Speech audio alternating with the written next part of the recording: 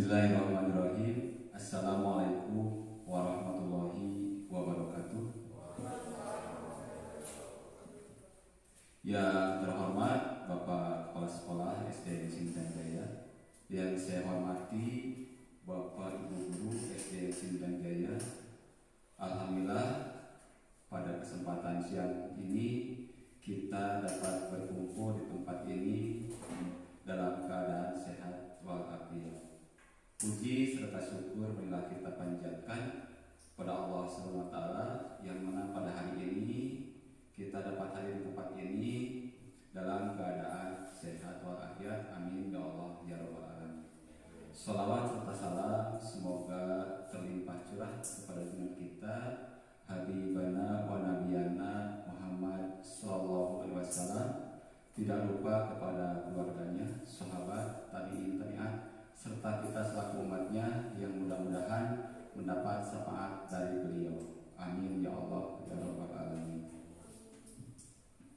Hadirin yang saya hormati dan banggakan, alhamdulillah pada kesempatan ini kita dapat melaksanakan kegiatan yang akan membahas tema diseminasi budaya positif. Terima kasih saya haturkan karena pada kesempatan ini saya diberikan untuk memandu acara ini. Adapun acara yang akan dilaksanakan pada kesempatan ini, yang pertama adalah pembukaan, yang kedua sambutan kepala sekolah, yang ketiga pemaparan materi, yang keempat tanya jawab, yang kelima kesimpulan, dan yang terakhir nomor 6 penutupan. Baiklah, supaya acara ini berjalan dengan baik dan mendapat ridhonya, sebaiknya kita membaca lafaz basmalah bersama-sama. Bismillahirrahmanirrahim. Alhamdulillah, acara ini telah dibuka. Mudah-mudahan berjalan dari awal sampai akhir dengan baik.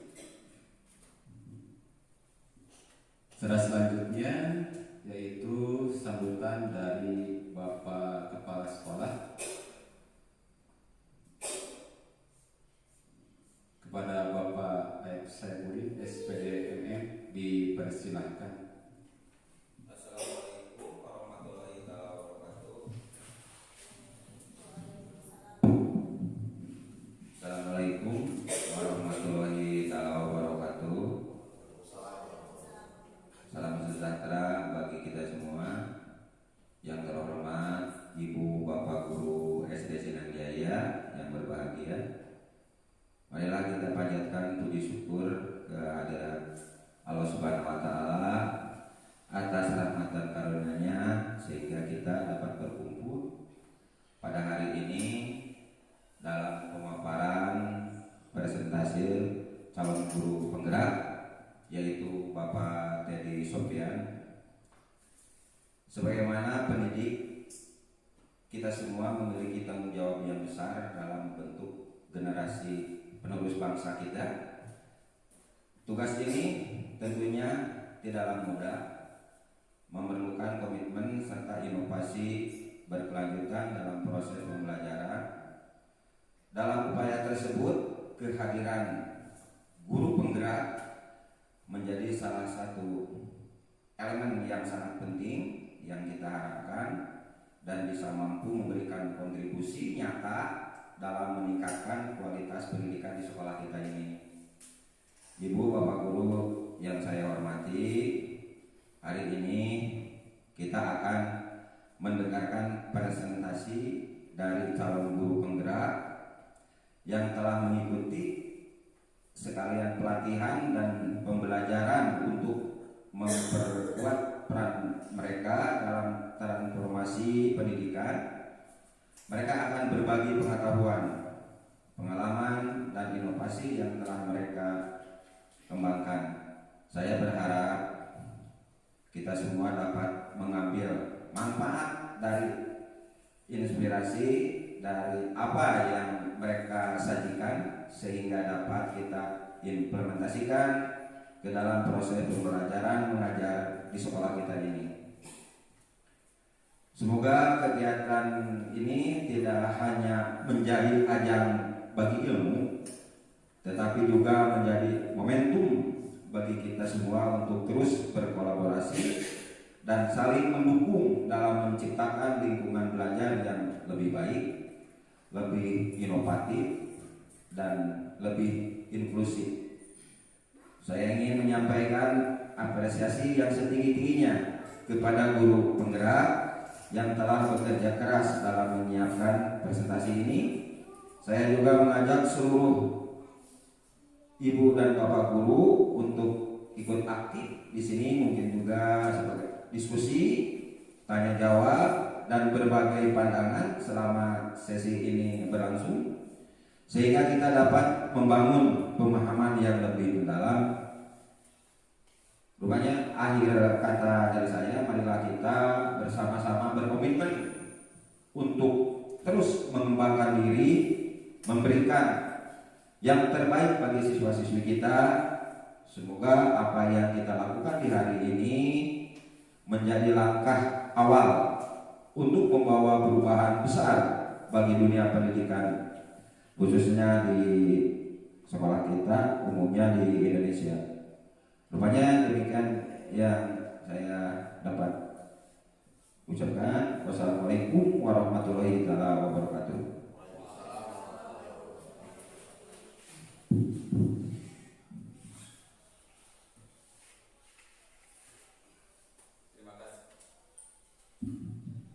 Terima kasih kepada Bapak Kepala Sekolah yang telah memberikan sambutan serta harapan ke depan tentang dunia pendidikan ini. Acara selanjutnya yaitu penyampaian materi. Namun sebelum dilanjut ke sana, saya akan ada sebuah pepatah yang mengatakan perubahan kecil yang kita lakukan hari ini bisa menjadi perubahan di masa depan. Melalui desiminasi budaya positif, kita menanamkan benih perubahan dalam diri siswa, guru, dan lingkungan sekolah kita. Baiklah, selanjutnya kita akan sampai ke acara selanjutnya, yaitu pemaparan materi tentang diseminasi budaya positif yang akan disampaikan oleh Bapak Teddy Sofian SPD. Dipersilakan. Terima kasih. Izin berdiri. Assalamualaikum warahmatullahi wabarakatuh. Bapak Kepala Sekolah yang saya hormati, juga kepada Bapak dan Ibu Dewan Guru yang saya hormati, tak lupa kepada pengatur acara yang telah memberikan kesempatan kepada saya untuk memaparkan materi diseminasi budaya positif.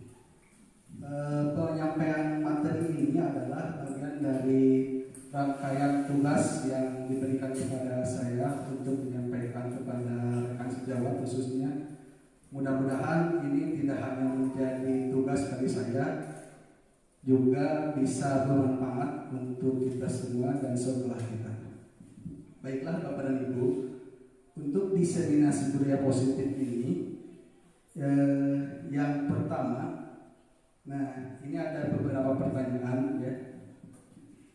Apakah Bapak dan Ibu setuju? Yang pertama, pemberian hukuman dapat mendisiplinkan siswa. Gimana? Bapak Ibu setuju tidak? Setuju? Setuju? Ya.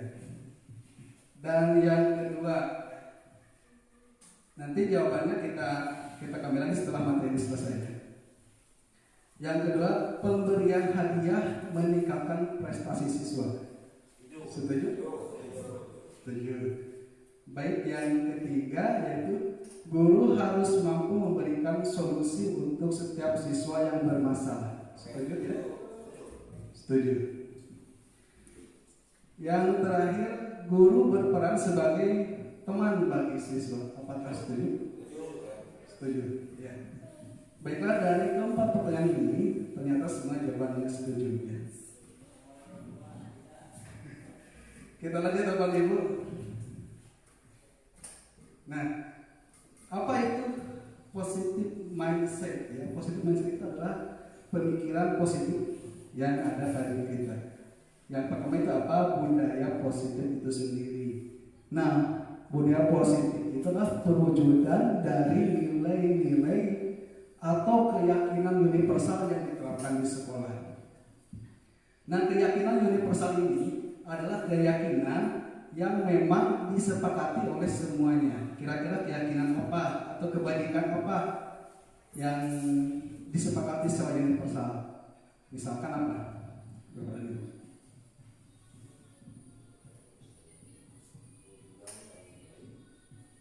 Bisa satu kata, bisa dua kata.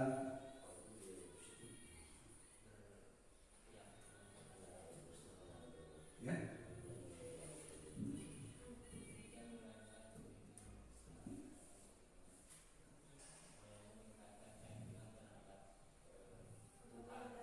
Iya. Keyakinan terhadap Tuhan ya, bertakwa mungkin ya, bertakwa yang bisa bertakwa. Nah, itu keyakinan yang universal dan disepakati memang itu suatu kebajikan. Maka ada lagi Bapak Ibu kebajikan universal yang telah disepakati oleh kita semua. Jujur, betul. Jujur ya, jujur. Apalagi banyak ya, masih banyak ya. Nah, kita lanjutkan kepada Ibu. Nah, dalam konsep-konsep inti untuk menciptakan budaya positif ini ada beberapa poin ya. Di antaranya yang pertama itu adalah disiplin positif. Kemudian yang kedua ada motivasi perilaku manusia. Kemudian yang ketiga keyakinan kelas atau keyakinan sekolah. Kemudian yang keempat adalah kebutuhan dasar manusia. Kemudian yang kelima ada posisi kontrol seorang guru. Kemudian yang terakhir adalah segitiga restitusi. Nah, dari poin-poin ini kata-kata mana yang agak asing bagi Bapak dan Ibu? Poin yang mana kira-kira? Segitiga restitusi. Baik. Nanti kita akan bahas ya segitiga restitusi itu bagaimana konsepnya. Lanjut. Nah, sekarang kita adakan permainan Bapak dan Ibu. Nah, ada silakan Bapak dan Ibu itu melakukan kegiatan cobalah buka. Nah, jadi seperti ini permainannya. Ibaratkan di tangan Bapak dan Ibu itu ada sebuah benda yang sangat berharga sekali. Bagian Bapak Ibu silakan digenggam itu tangannya. Ya, seperti ini. Ya. Silakan ke teman Bapak dan Ibu ya. Bagaimana caranya supaya teman Bapak dan Ibu itu bisa membukanya? Ya, bisa membuka, bisa dengan pacaran, misalkan dengan Bu Esi atau Bu Ita dengan Bu Betty, silakan berpasangan, bisa kawannya dengan Pak Itan. Ini ada benda berharga di tangan Bapak dan Ibu. Ya. Tetapi bagaimana caranya supaya itu terbuka? Boleh itu, misalkan pacaran merayu atau mengunjuk atau memaksa boleh, tapi benda berharga itu supaya terbuka. Ya. Bisa ya? Coba kita mulai ya. Benda paling berharga menurut Anda, menurut Bapak dan Ibu. Ya. Benda yang paling berharga, silakan buka. Boleh contohnya boleh merayu, boleh menggelitik, ya. boleh memarahi, boleh apa saja. Asal terbuka.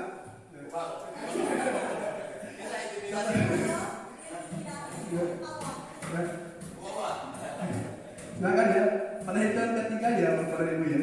1, 2, 3, silakan.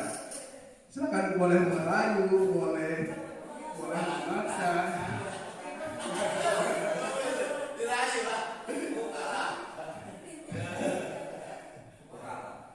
Ada yang terbuka?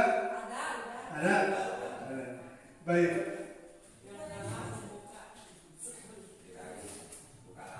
Jadi Bapak dan Ibu, ternyata ya, setelah kita melakukan permainan tadi, bahwa pada paling berharga itu memang kita miliki, tetapi kita berusaha untuk mempertahankannya, ya, berusaha untuk mempertahankannya. Jadi kontrol itu terdapat pada siapa? Pada pada diri kita sendiri, apakah kita membukanya atau tidak. Kalau kita misalkan kontrol dirinya penuh, mau dibuka ya agak berat misalkan, pasti tidak akan buka walaupun dipaksa. Ya, tapi itu tergantung pada kontrol dirinya masing-masing. Nah, Bapak Ibu, ada pergeseran paradigma mengenai teori kontrol ya, dengan satu ucap kontrol ya. Menurut Dr. William Glasser ya, ini peneliti dari Barat ya. Yang pertama, ilusi guru mengontrol murid. Ternyata menurut William Glasser itu, guru sebetulnya tidak bisa mengontrol murid. Yang bisa mengontrol murid itu ternyata adalah murid itu sendiri. Contohnya apa? Ketika kita memberikan PR menurut kita, pasti ada di dalam kelas itu sebagian yang tidak mengerjakan dengan berbagai alasan.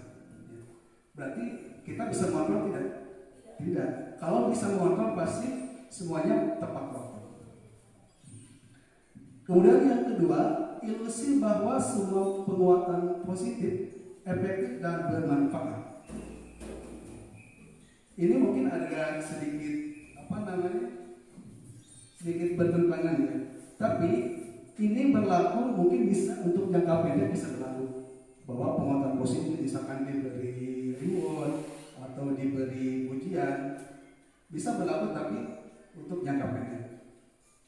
Tetapi untuk jangka panjang menurut William Glasser ini tidak akan efektif ya, penguatan positif ini.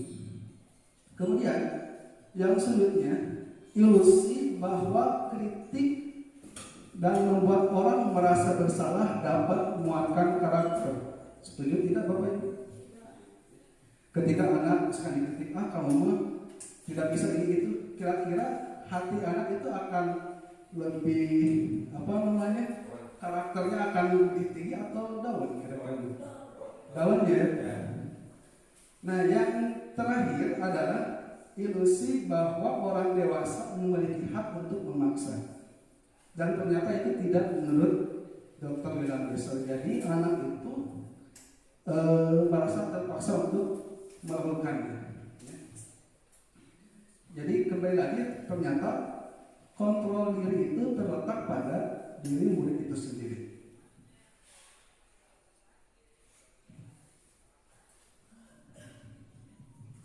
Nah, ini bagaimana seseorang bisa berubah dari paradigma stimulus respon kepada pendekatan teori kontrol. Di antaranya realitas stimulus respon pada kita, ya, kebutuhan kita sama, itu mungkin paradigma pertamanya. Tetapi ternyata kebutuhan kita setiap orang berbeda, ya, Ibu. Kemudian yang selanjutnya, semua orang melihat hal yang sama. Ternyata menurut teori kontrol setiap orang memiliki gambaran yang berbeda. Selanjutnya, kita mencoba mengubah orang agar berpandangan sama dengan kita. Ternyata harusnya kita berusaha memahami pandangan orang lain tentang dunia. Kemudian perilaku buruk dilihat sebagai suatu kesalahan. Nah, ini sering terjadi ya, Bapak Ibu. Ternyata semua perilaku itu memiliki tujuan. Bahkan ada anekdot bahwa orang yang jahat itu adalah orang baik yang selalu tersakiti, gitu katanya kan.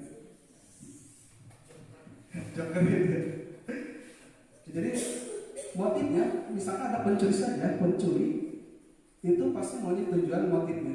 Lupa, bagaimana ada mencuri teh karena lapar. Jadi tiap orang itu mempunyai tujuan. Selanjutnya, orang lain bisa mengontrol saya. Ternyata hanya Anda yang bisa mengontrol diri Anda sendiri. Saya bisa mengontrol orang lain. Ternyata Anda tidak bisa mengontrol orang lain. Karena mungkin saja di hadapan kita seperti itu, di belakang kita mungkin berbeda. Pemaksaan ada pada saat bujukan gagal. Ketika dibujuk tadi mungkin tidak bisa, lagi bisa, akhirnya dipaksa. Itu adalah pemaksaan, itu bujukan yang gagal.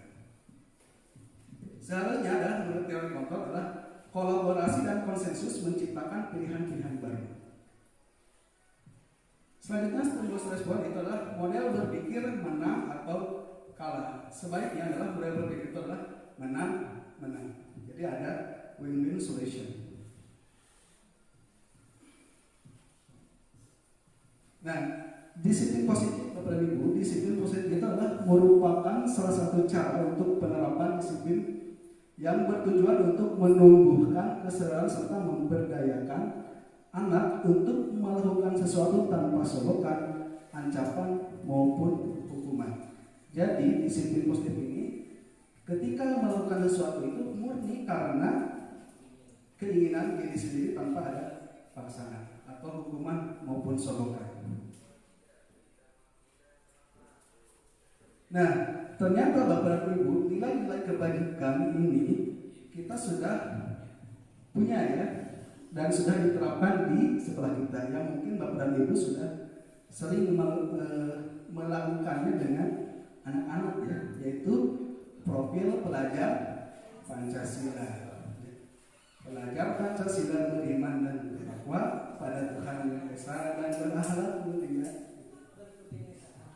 Berkebinekaan global, gotong royong mandiri, kreatif dan bernalar kritis. Nah, itu adalah kebajikan universal yang kita sudah lakukan di sekolah kita. Nah, selanjutnya Bapak Ibu, motivasi perilaku manusia itu diantaranya ketika manusia melakukan sesuatu itu, yang pertama menghindari ketidaknyamanan atau hukuman. Yang kedua, motivasi itu adalah mendapat imbalan atau penghargaan. Dan yang ketiga, menghargai diri dan menjadi orang yang mereka inginkan. Itu adalah motivasi perilaku manusia. Kira-kira menurut Bapak Ibu, pada anak melakukan motivasinya seringkali nomor bintang nomor berapa ini? Rumah yang berapa? Nomor berapa ya? Berarti nanti penghargaan. Ternyata ada 3 Bapak Ibu. Jadi melakukan sesuatu karena hukuman, ketidaknyamanan, atau mereka juga menghargai diri dan menjadi orang yang mereka inginkan.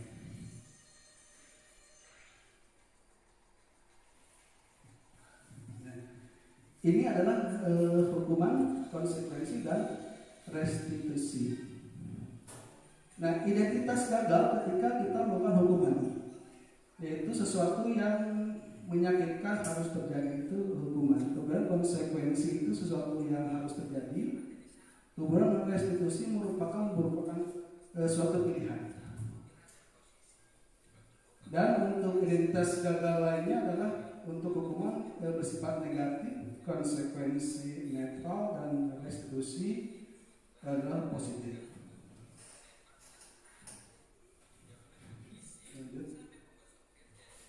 Nah, kemudian dengan hukuman diantaranya murid atau anaknya belajar menyembunyikan kesalahan. Ketika kita sering melakukan hukuman, maka anak itu akan sering berbohong. Ketika anak sieun gitu, pasti anak itu akan berbohong karena akan mendapat hukuman. Kalau konsekuensi, anak akan belajar taat peraturan. Tapi kalau dengan restitusi, anak akan belajar memecahkan masalahnya sendiri. Berdasarkan bagian di atas, berikut adalah penjelasan tentang hukuman, konsekuensi, dan restitusi. Hukuman itu tidak terencana, bersifat satu arah, bisa berupa hukuman fisik, psikis, atau kata-kata kasar. Kemudian konsekuensi itu bersifat terencana atau sudah disepakati. Bentuk-bentuk konsekuensi dibuat oleh pihak guru atau sekolah. Sedangkan restitusi adalah proses menciptakan kondisi bagi murid untuk memperbaiki kesalahan mereka, sehingga mereka bisa kembali pada kelompok mereka dengan karakter yang lebih kuat. Yaitu mengenai restitusi, konsekuensi, dan hukuman. Nah, Bapak Ibu, kira-kira ini termasuk konsekuensi atau hukuman? Oke, yang pertama, mencatat 100 kali dalam buku kalimat "saya tidak akan terlambat lagi" karena terlambat ke sekolah itu suatu hukuman atau konsekuensi? Hukuman.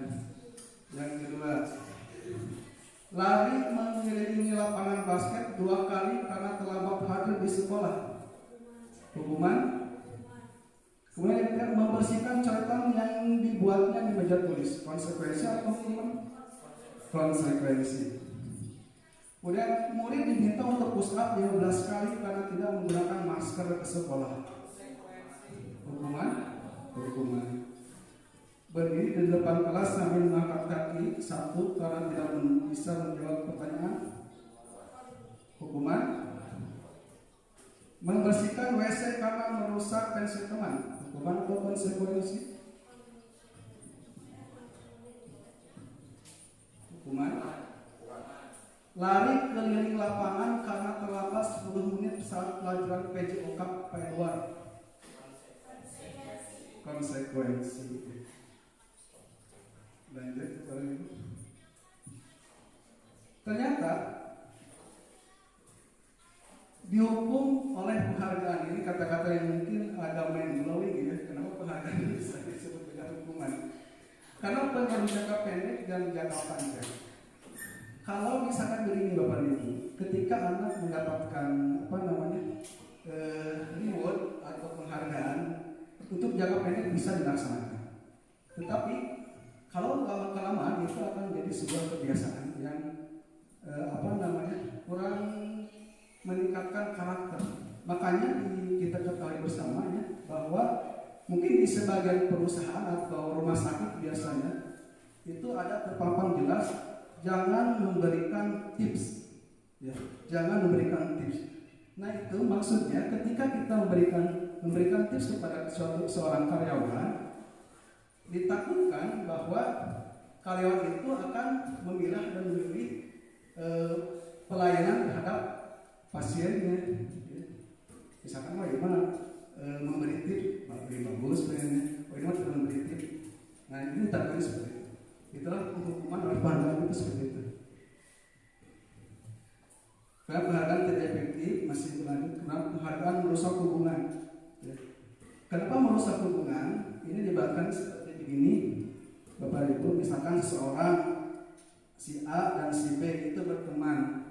Ketika kita memberikan penghargaan kepada salah seorang, si A, si B tidak diberi, maka itu si B akan umat tidak diberi, kalau saya tidak mau diberi, nah, itu akan merusak hubungan. Kemudian penghargaan mengurangi ketepatan, masih tadi dengan nomor 1, mengurangi kualitas. Kenapa mengurangi kualitas, Bapak Ibu? Ya itu tadi, jadi penghargaan itu ketika diberi penghargaan bisa jadi naik, tapi kalau tidak diberi bisa jadi turun. Nah, ini hanya berlaku untuk jangka pendek gitu ya, penghargaan itu. Kemudian selanjutnya penghargaan memberikan kreativitas, kemudian penghargaan menghukum, dan motivasi dari dalam diri atau intrinsik. Jadi Bapak Ibu, menurut tadi disampaikan oleh William Glasser kalau nggak salah, bahwa penghargaan itu bisa bersifat menghukum itu misalkan begini. Ketika si juara kelas 1 misalkan juara ke-1 ya, juara ke-1 dan juara kedua misalkan diberi hadiah, dan juara ketiga tidak diberi.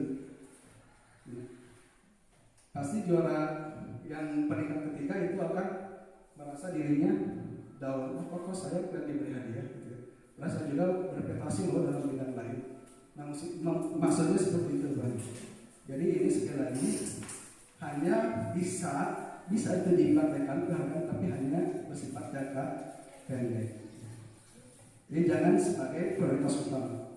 Kalau misalkan dilaksanakan pada setiap panjang, yang pertama mungkin itu akan menggunakan budget yang tidak sedikit. Budak anak atau misalkan pasti beli hadiah. Kalau 1 tahun itu melakukan dalam 1 tahun mungkin akan dalam segi dalam mungkin akan menguras ya. Dan juga anak juga kan motivasinya ada mau terberi hadiah. Jadi tidak muncul dari dalam dirinya.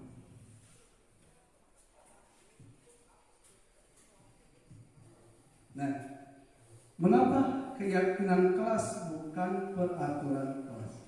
Nah, paradigma yang selanjutnya itu kita menyebutnya keyakinan kelas bukan peraturan kelas.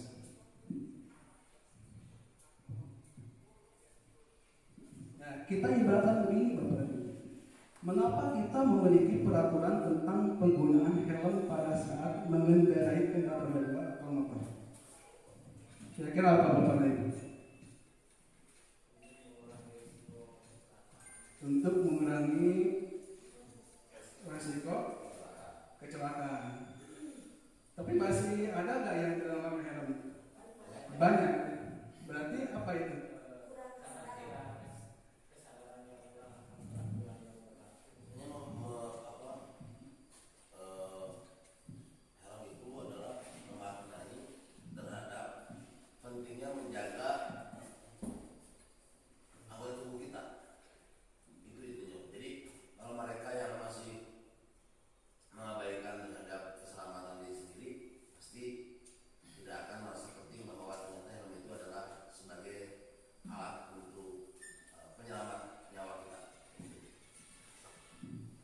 Tepuk tangan untuk kawan ini.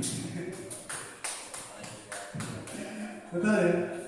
Jadi kenapa kita berubah paradigmanya harus keyakinan tidak peraturan. Jadi ketika kita melakukan sebuah peraturan, membuat sebuah peraturan, sebagian anak mungkin tidak mengetahui apa dampak atau manfaat bagi dirinya tentang peraturan tersebut. Dibahkan tadi sebagai peraturan memakai helm bagi roda 2. Ya. Sebagian orang tidak memakai helm ketika di jalan raya karena dia menganggap itu adalah sebuah peraturan, bukan sebuah keyakinan bagi dirinya. Ketika itu menjadi sebuah keyakinan bagi dirinya, bahkan tanpa ada peraturan pun, karena sudah menjadi keyakinan, maka dia akan memakai helm di jalan raya. Seperti itu. Nah, kita ibaratkan di kelas juga dibuat seperti itu. Jadi dibuat keyakinan kelas.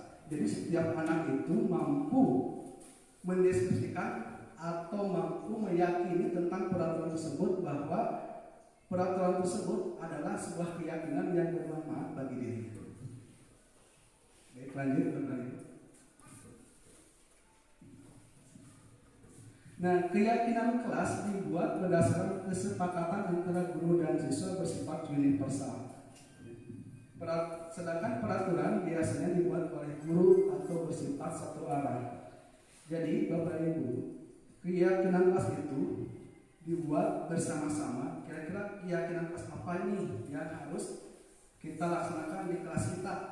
Misalkan disiplin waktu, atau juga misalkan menjaga kebersihan. Nah, itu sebuah keyakinan. Jadi disepakati itu bersama-sama dengan anak dan mengetahui manfaatnya tidak hanya sebagai peraturan semata.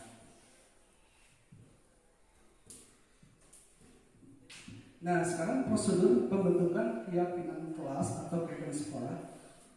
Yang pertama itu mempersilahkan setiap warga sekolah atau siswa untuk mencurahkan ide tentang peraturan yang akan disepakati. Kemudian yang selanjutnya, mencatat semua masukan. Ini masukan apa nih? Kira-kira yang disepakati ya. Kemudian ganti kalimat negatif menjadi positif. Seperti ini Bapak Ibu contohnya. Misalkan kita buat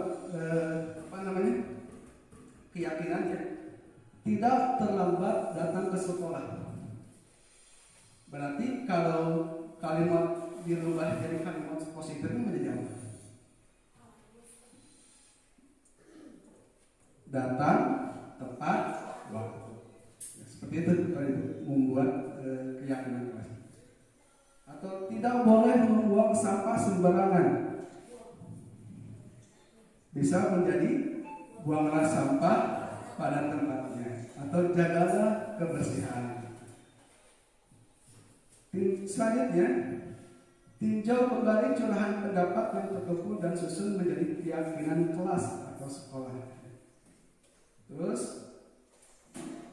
tinjau ulang pimpinan kelas yang sudah disusun 3 atau 7 keyakinan.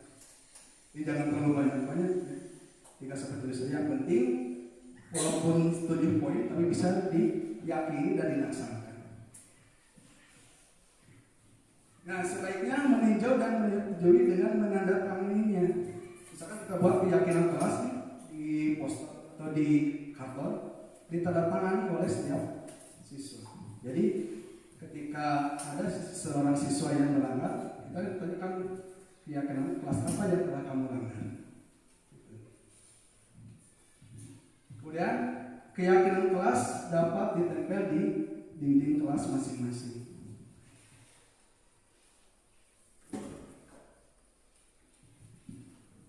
Nah, Bapak Ibu, selanjutnya adalah mengenai 5 posisi kontrol guru. Ada 5 Bapak Ibu. Yang pertama, guru sebagai penghukum. Yang kedua, guru sebagai pembuat merasa bersalah. Yang ketiga, guru sebagai teman. Kemudian ada guru sebagai pemantau dan guru sebagai manajer. Kira-kira menurut Bapak Ibu, posisi kontrol ini yang paling ideal itu posisi kontrol yang mana? Apakah sebagai penghukum atau pembuat merasa bersalah, atau sebagai teman, pemantau, atau seorang manajer? Baik, kita lanjut ya. Jawabannya akan ditemukan. Berikut contoh video posisi kontrolnya Bapak Ibu.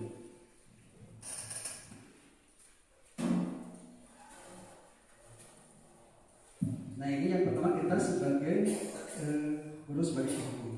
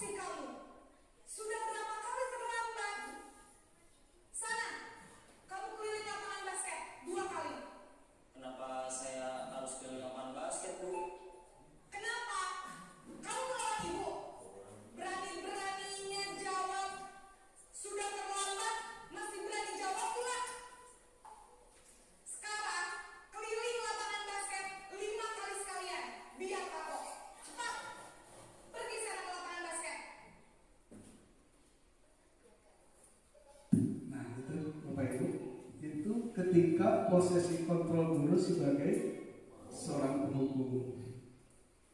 Selanjutnya, ini adalah posisi kontrol guru sebagai pembuat merasa bersalah.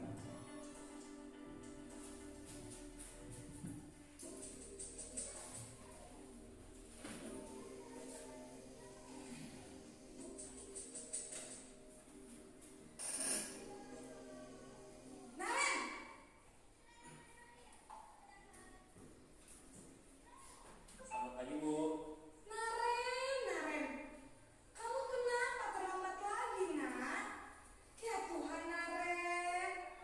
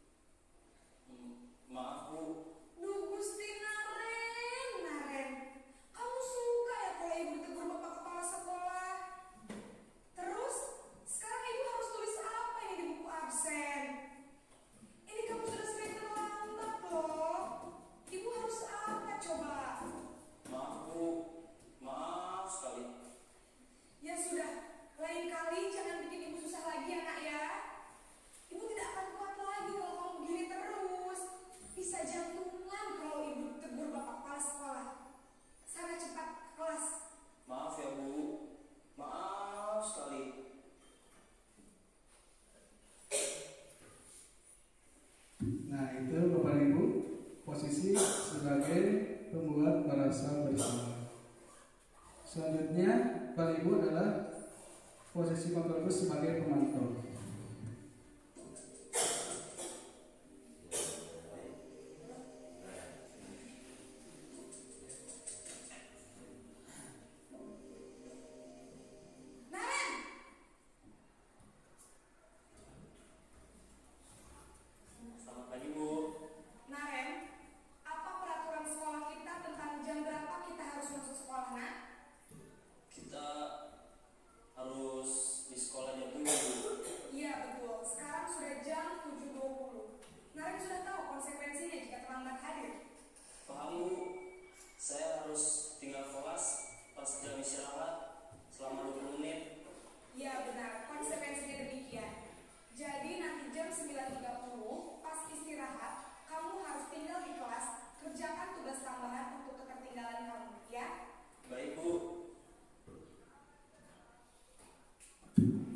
Itu posisi sebagai pemantau atau monitor.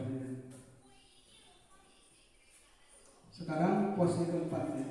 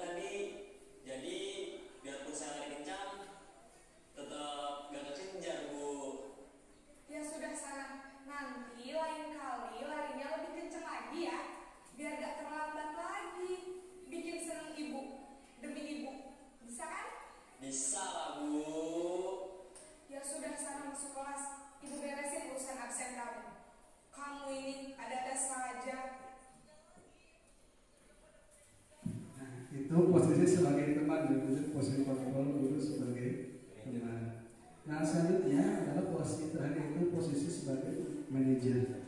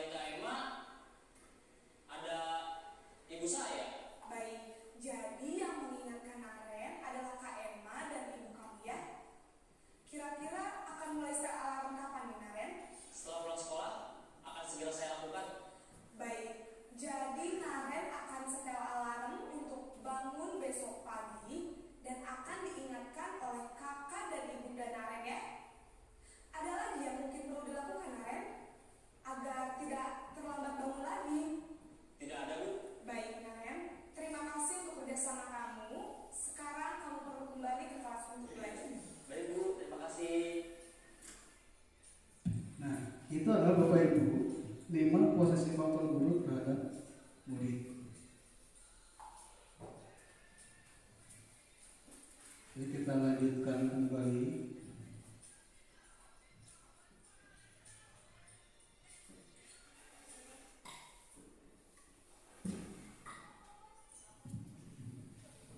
Ternyata Bapak Ibu, posisi guru sebagai penghukum itu seperti menghadik, menunjuk, berkaca pinggang, membentak, hukuman fisik atau verbal. Dampaknya anak akan menjadi seorang yang pendendam.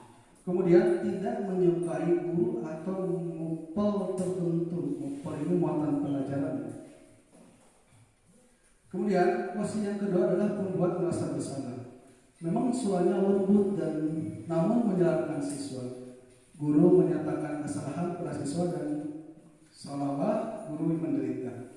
Dampaknya Bapak Ibu membuat siswa merasa bersalah dan rendah hati dan menarik dirinya. Kemudian yang ketiga adalah sebagai teman. Ya, guru bersikap ramah, kemudian cenderung bersenda gurau untuk menghangatkan suasana. Tetapi ada dampak lain Bapak Ibu. Murid akan bergantung pada satu orang. Jadi yang disukai saja dan tidak akan menurut kepada guru yang lainnya. Jadi ketika ada guru lain yang tidak mungkin berteman dengan dirinya, mungkin akan mengabaikannya.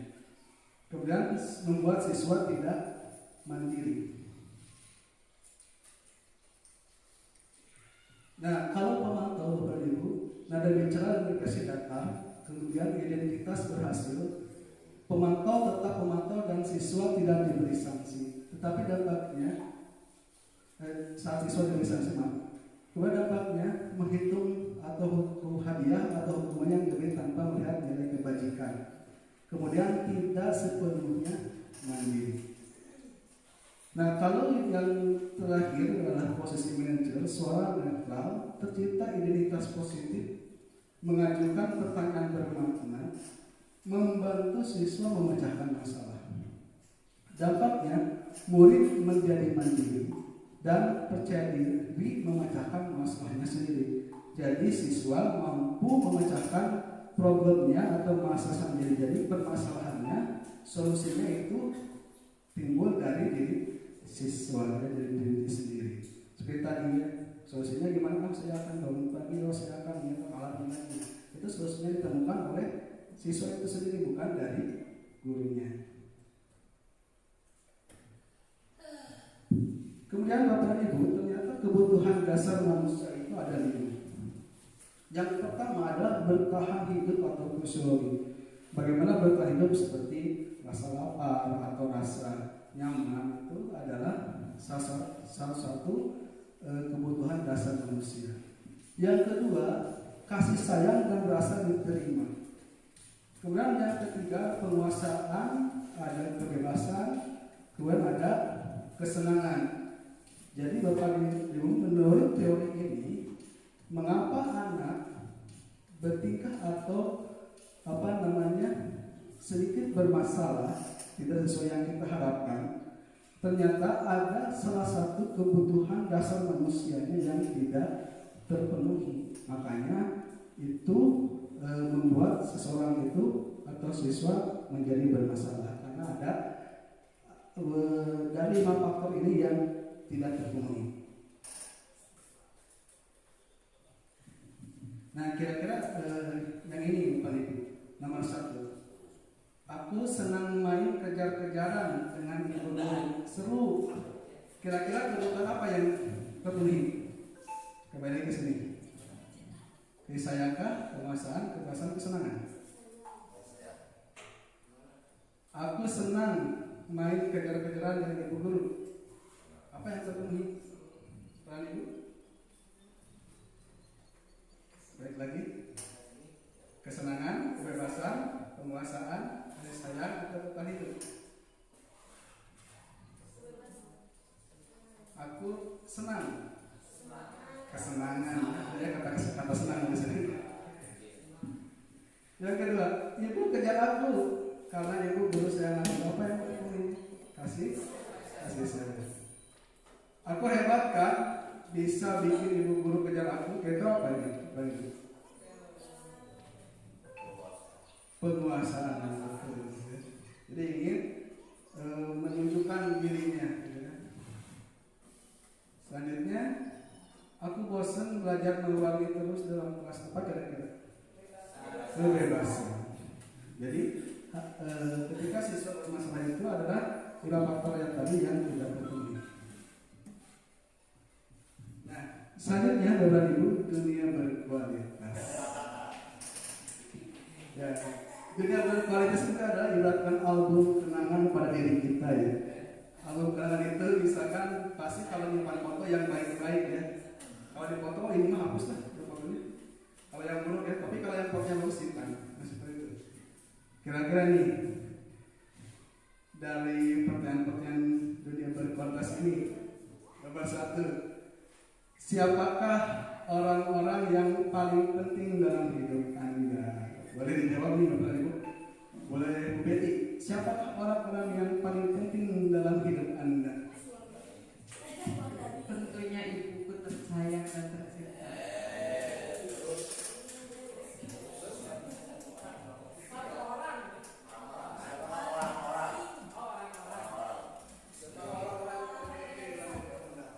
Suami,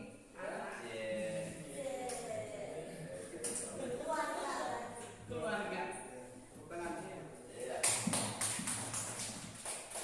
Yang kedua, nilai-nilai kebajikan apa yang terpenting dalam hidup Anda? Ini boleh dijawab Intan. Nilai-nilai kebajikan apa?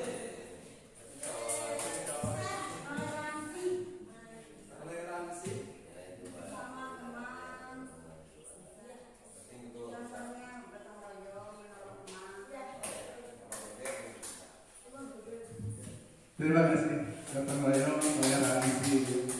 Selanjutnya, kalau Anda menjadi orang yang ideal, karakter atau sifat apa yang Anda paling inginkan ada pada diri Anda? Silakan jawab di sini.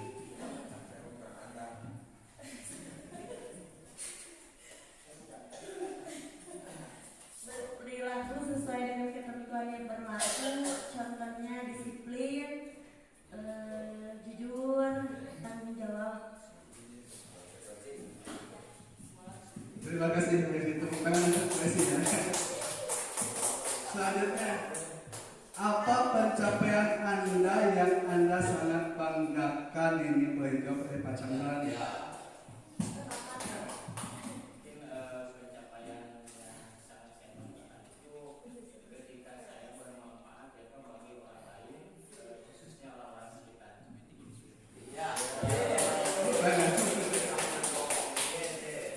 Kemudian yang selanjutnya, apa pekerjaan ideal bagi Anda?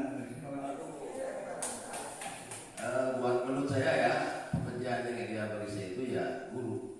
Jadi ternyata guru bisa menjadikan sebuah representatif kebutuhan dari kebutuhan global, bahwa kita bisa menjadi siapa saja di guru itu, bisa menjadi orang tua, bisa menjadi teman, bisa menjadi top leader, bisa menjadi guru itu sendiri, memberikan banyak ilmu untuk orang banyak itu. Jadi pekerjaan guru buat saya hari ini adalah pekerjaan yang betul-betul ideal. Terima kasih. Keprokat Bu. Nah, selanjutnya, ceritakan bagian perjalanan hidup Anda di mana Anda merasa itulah titik puncak Anda. Bapak Islam, Bapak Yusuf. Terima kasih atas kesempatannya. Saya akan menceritakan perjalanan hidup saya dan di mana situ menjadi puncak hidup bagi saya. Di antaranya yaitu ketika saya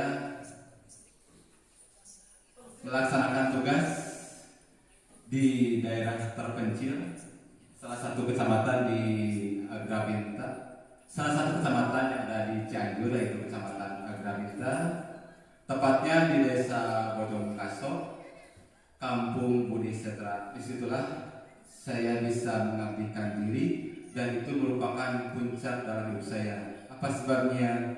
Karena sebelum-sebelumnya ketika melaksanakan saya tugas itu siswa dan siswinya berada di daerah perkotaan. Tetapi di sana itu siswa-siswinya kebanyakan dari latar belakang daerah yang sangat terpencil, dan ini menjadikan saya lebih termotivasi lagi untuk melaksanakan tugas di sana. Karena apa?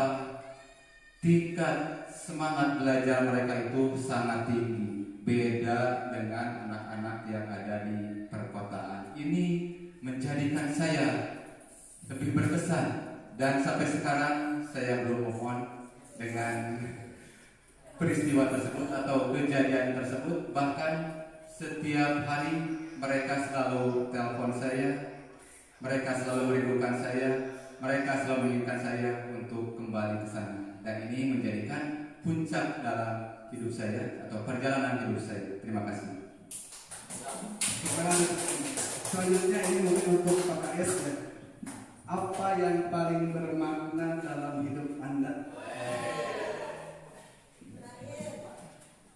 Hidup bermakna bagi saya ketika memberikan sesuatu, khususnya dalam bidang pendidikan, itu bisa terimplementasi dan bisa diberikan lagi kepada yang lain dan hasilnya bagus sehingga bisa berprestasi. Itu yang paling bermakna.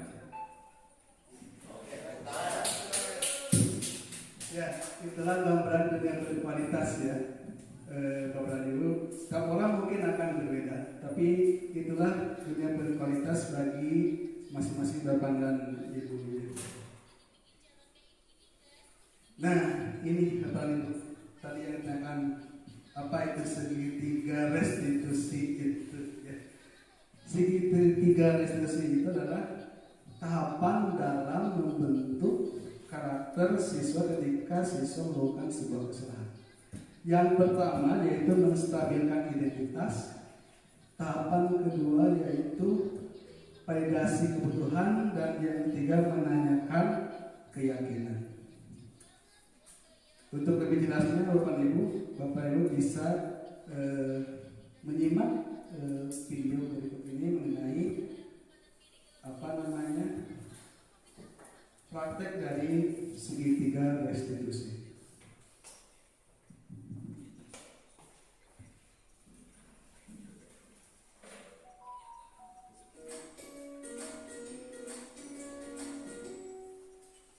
Salam dan bahagia Ibu dan Bapak guru hebat. Pada video kali ini kita akan membahas tentang salah satu program disiplin positif yang diterapkan di lingkungan sekolah yang dikenal dengan nama restitusi.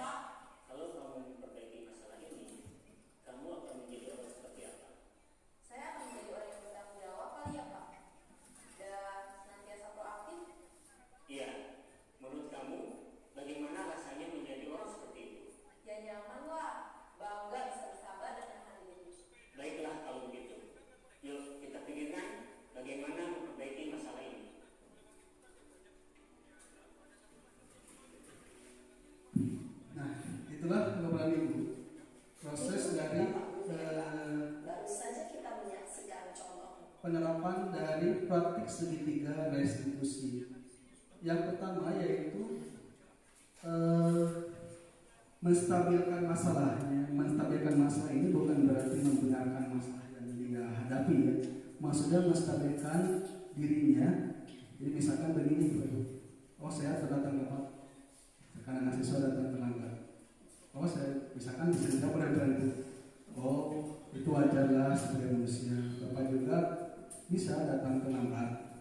Nah itu adalah contoh dari menstabilkan identitas. Kemudian yang selanjutnya yaitu validasi tindakan yang salah. Maksudnya validasi tindakan yang salah ini yaitu bahwa dia mengakui bahwa perbuatan itu dilakukan dan memang salah. Kemudian yang ketiga adalah menanyakan keyakinan.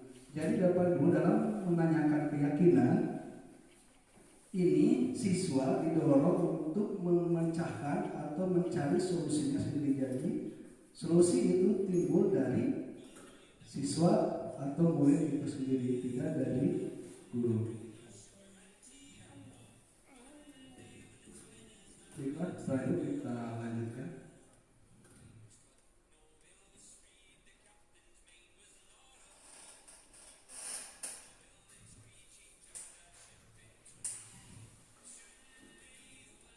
Hatur nuhun. Alhamdulillah. Baiklah Pak Ibu, itu ya pemaparan. Tapi sebelum kita tutup, kita akan pergi lagi kepada pertanyaan yang awal nih ya. Apakah jawaban dari Bapak Ibu berubah atau tidak? Nah, pemberian hukuman dapat mendisiplinkan siswa, setuju atau tidak? Tidak. Pemberian hadiah meningkatkan prestasi siswa? Tidak selamanya ya, dan hanya berlaku jangka pendek. Yang ketiga, guru harus mampu memberikan solusi untuk setiap siswa yang bermasalah. Setuju? Ya? Harus mampu untuk setiap siswa.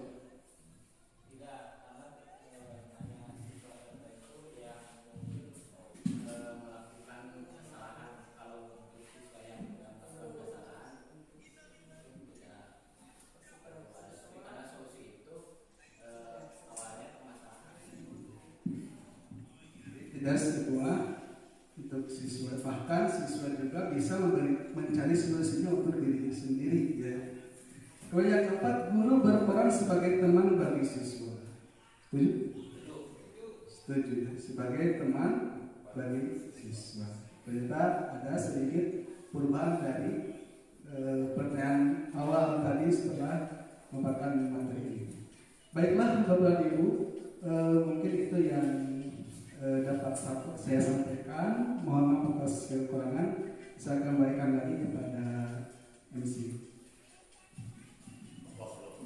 Beri tepuk tangan dong untuk Pak Teddy Sofyan yang telah mempresentasikan tugasnya dengan judul Diseminasi Budaya Positif. Setelah kita menyimak dan mendengarkan, banyak sekali nilai-nilai positif yang harus kita aplikasikan, yang harus kita terapkan baik di lingkungan pendidikan maupun di lingkungan masyarakat. Bapak Ibu yang saya hormati,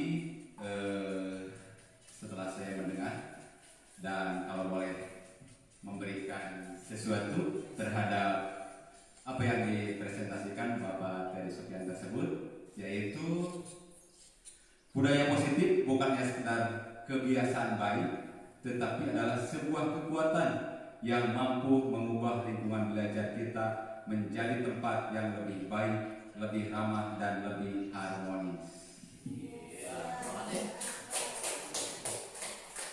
Untuk sesi selanjutnya yaitu sesi tanya jawab, saya berikan kesempatan kepada Bapak Ibu guru maupun Bapak KS. Dipersilakan. Siapa yang mau bertanya terlebih dahulu?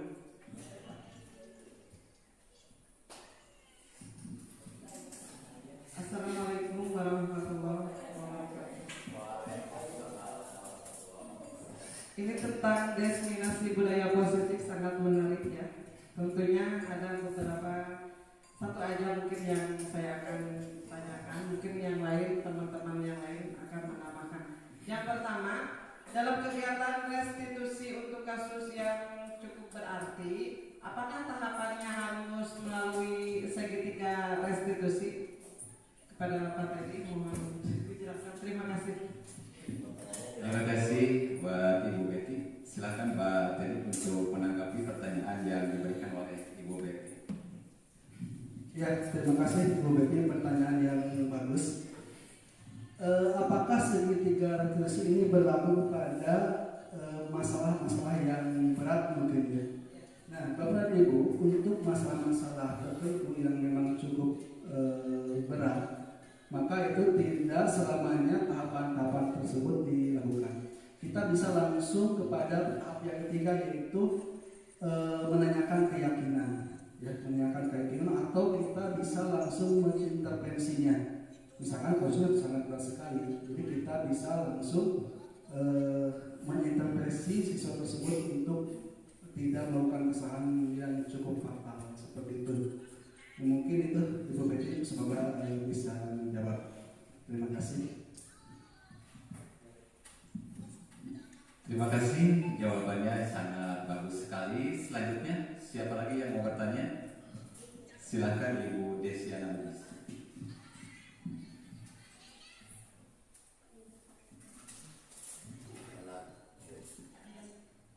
Izin bertanya, tadi kan telah dipaparkan untuk membuat keyakinan kelas ya. Yang jadi pertanyaannya, bagaimana cara membuat keyakinan kelas untuk khususnya di kelas 1, 2, dan 3. Sedangkan sebagian untuk kelas rendah itu adalah beberapa siswa yang masih belum bisa membaca dan menulis. Terima kasih. Terima kasih Ibu Esi, pertanyaan yang bagus sekali ya.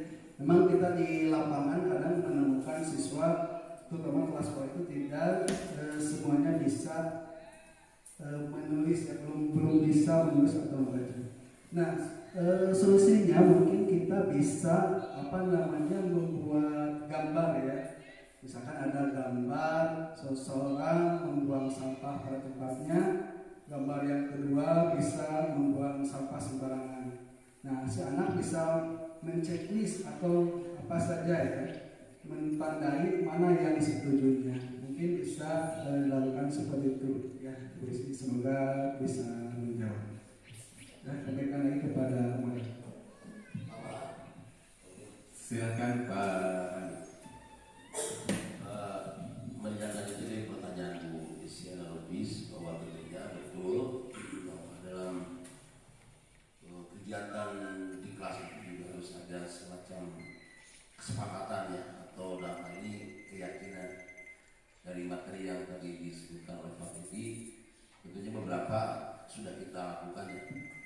Namun memang apakah di sini ketika persoalan tadi kesepakatan itu tidak bisa dituangkan langsung ke peserta, apakah keterlibatan orang tua dan peserta didik itu dibolehkan atau enggak? Kalau 2, 3 mungkin sudah bisa ya. Tapi kayaknya untuk kelas 1 itu tentunya juga harus ada bimbingan atau sentuhan juga dari dari orang tua peserta didik. Satu itu, kemudian dia hanya menyikapi saja Pak Teddy. Kita tentukan saja dari hasil presentasi Pak Teddy hari ini yang saya tangkap adalah kita sebagai guru itu harus bisa bermain peran dalam posisi hari guru sebagai apa, guru sebagai apa, guru sebagai apa. Dan mudah-mudahan pasca daripada kegiatan hari ini bisa diterapkan dan kemudian juga bisa dilaksanakan di sekolah kita. Karena kemungkinan kadang-kadang kita dalam hal ini tadi tidak ada ya di video itu tidak ada guru sebagai guru sebagai ini, tapi akhirnya kadang-kadang kita di lapangan kita dimik guru itu sebagai pemukul, guru sebagai manajer, guru sebagai teman, akhirnya dimikir terus dicarekan diolok dalam satu dalam satu tindakan, misalnya seperti itu. Meski di dalamnya memang kita ada beberapa kegiatan yang berbeda. Dan tadi kan video ini terpisah ya, seperti apa. Tapi kadang-kadang secara intuisi kita sebagai guru itu spontanitas itu muncul dari tiranya mereka, dan akhirnya langsung dari kesimpulan diolok lah. Akhirnya kan seperti itu ya. Nah itu kan akhirnya mungkin itu tidak dimasuk kategori, padahal kadang-kadang formula itu kadang-kadang lebih kurang selalu disatukan ya. Itu mungkin ini beri tambahan juga apa tadi mungkin ya, dan itu mungkin bisa diterapkan. Terima kasih. Assalamualaikum warahmatullahi wabarakatuh. Terima kasih pada Bapak Wandi Obillah yang telah memberikan tanggapan dari beberapa pertanyaan serta jawaban yang disampaikan oleh Bapak Teddy Sofian.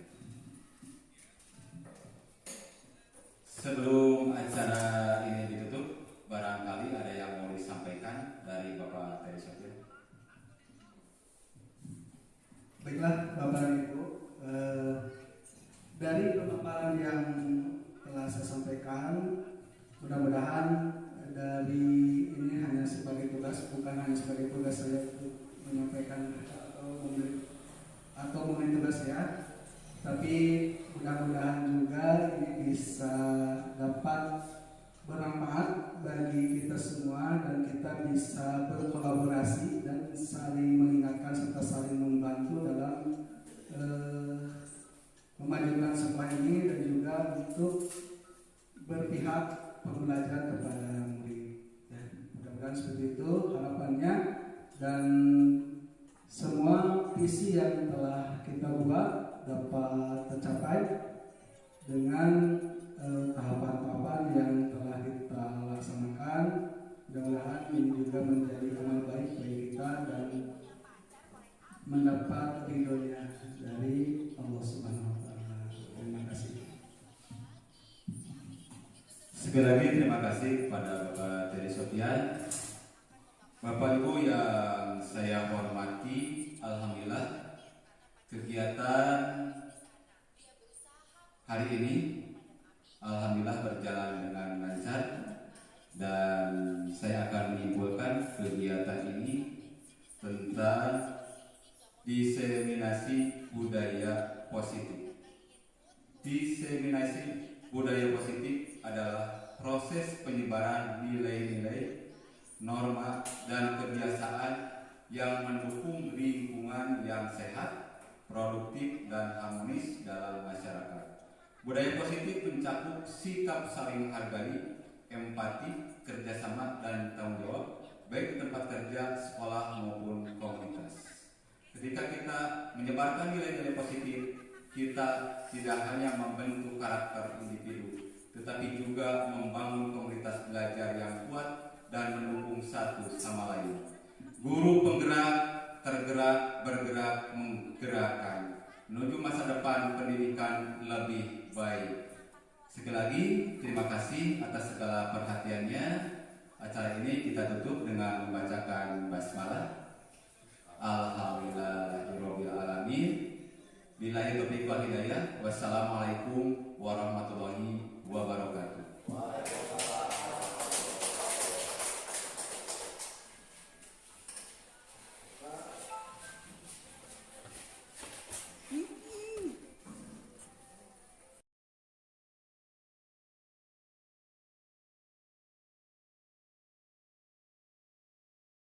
Assalamualaikum warahmatullahi wabarakatuh. Saya ucapkan selamat kepada Pak Teddy, dan tentunya saya ucapkan terima kasih pada kegiatan ini.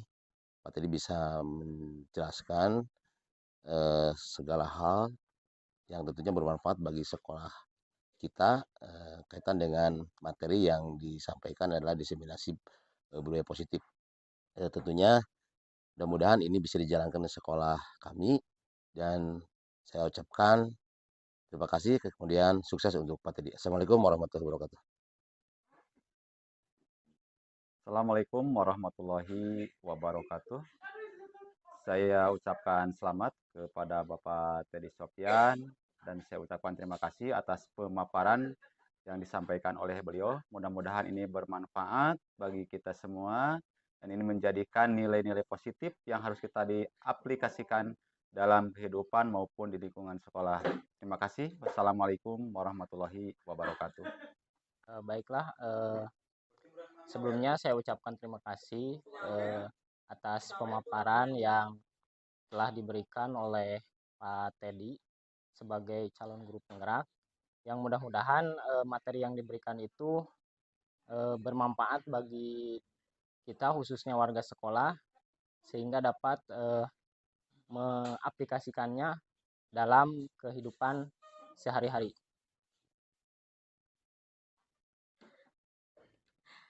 Terima kasih untuk pemaparan materi dari calon guru penggerak Pak Teddy Sopian. Mudah-mudahan apa yang dipaparkan dapat bermanfaat untuk kita semua warga guru Desa SDN Sindang Jaya. Sangat banyak ilmu yang kita dapat. Assalamualaikum warahmatullahi wabarakatuh. Terima kasih kepada Pak Teddy atas pemaparan materi yaitu tentang diseminasi budaya positif. Tentunya ini sangat bermanfaat ya bagi peserta didik dan bagi kehidupan nyata tentang disiplin-disiplin positif yang telah Pak Teddy laksanakan cukup